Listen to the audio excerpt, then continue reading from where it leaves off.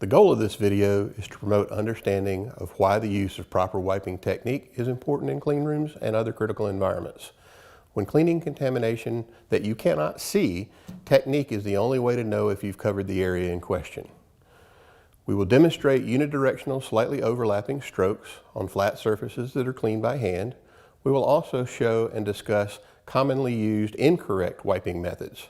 Finally, we'll show how to address hard to clean areas such as door and window frames, door handles, light switches, exit signs, along with other hard to reach areas. So let's get started. First thing, we're going to address improper cleaning. Unfortunately, even after we've been out to train, what we tend to see at end users is somebody taking a wipe out of a pouch, laying that wipe out on the surface, wiping in a circular pattern, which looks very much like they are cleaning. The problem with that is they're not removing contaminants from the surface, they're just moving those same contaminants from this position to this position. So from that point, we've now addressed improper cleaning. The key to contaminant removal is the use of fresh surface of the wipe for each pass. This is accomplished by quarter folding the wipe, which gives an operator 4 surfaces per wipe. Some may ask, why can't I use all 8 surfaces? The answer is that's possible, but not likely to happen correctly due to human nature and distractions that occur in a clean room. If you lose your place while cleaning and no longer know which side of the wipe has been used, best practice would be to start with a fresh wipe.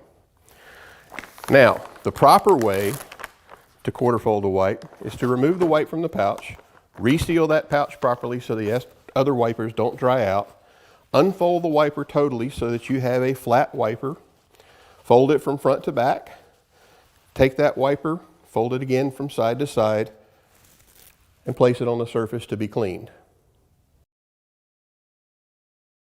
When holding a quarter folded wipe, the open unfolded edges should be kept away from the surface being cleaned. Only the folded edges and the face of the wipe should touch the surface.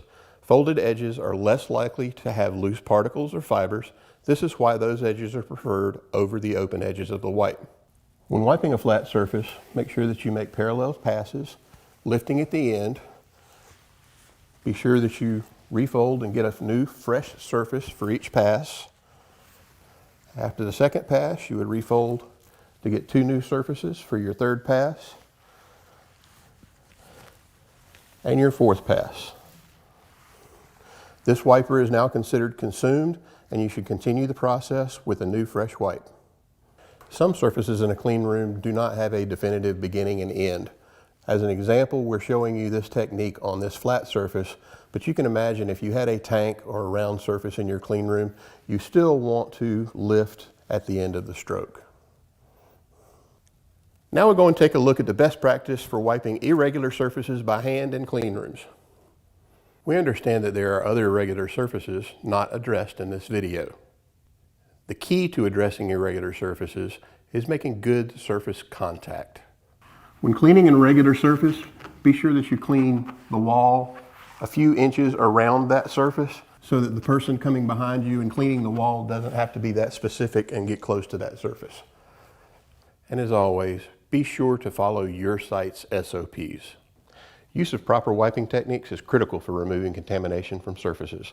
Contact your local contact representative for additional information and literature regarding this subject.